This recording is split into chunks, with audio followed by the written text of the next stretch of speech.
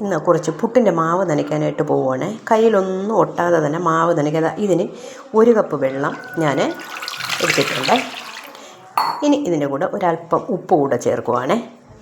ഉപ്പ് കൂടെ ചേർത്തിട്ട് നല്ലവണ്ണം ഇങ്ങനെ ഒന്ന് ചുറ്റി വെച്ചാൽ മതി. ഉപ്പ് എല്ലായിടം ആയിട്ടുണ്ട്. ഇനി ഇതിന് 1 കപ്പ് മാവ് കൂടെ എടുക്കട്ടെ. അരിപ്പൊടി 1 കപ്പ് അരിപ്പൊടി എടുത്ത് ഞാൻ ഈ വെള്ളത്തിലോട്ടൊന്ന് തട്ടുവാണേ. ഇത് ഒരു 2 മിനിറ്റ് ഇത് എല്ലാം ഇളക്കി ഇങ്ങനെ വച്ച് ഒരു 2 മിനിറ്റ് കഴിഞ്ഞിട്ട് നമ്മൾ നോക്കുമ്പോൾ പുട്ടിൻ്റെ മാവ് നല്ല റെഡി ആയിട്ടിരിക്കുവേ. ഇതൊന്നിരിക്കട്ടെ, ഒരു 2 മിനിറ്റ് കഴിയട്ടെ. 2 മിനിറ്റ് കഴിഞ്ഞിട്ടുണ്ട്. നമുക്ക് ഈ തവിയുടെ 3 ഭാഗം കൊണ്ട് നമുക്ക് നല്ലവണ്ണം ഇളക്കി യോജിപ്പിക്കാവേ.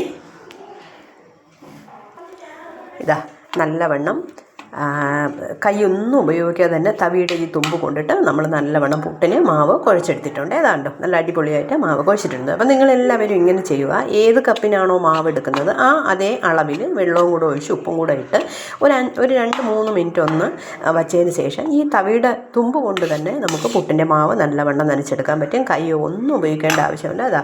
കൈയൊന്നും ഞാൻ ഉപയോഗിച്ചിട്ടില്ല. കണ്ടോ അടിപൊളിയായിട്ട് പുട്ടിൻ്റെ മാവ് നനച്ചെടുത്തിട്ടുണ്ട്. അപ്പോൾ നിങ്ങളെല്ലാവരും ഇങ്ങനെ ട്രൈ ചെയ്യണേ.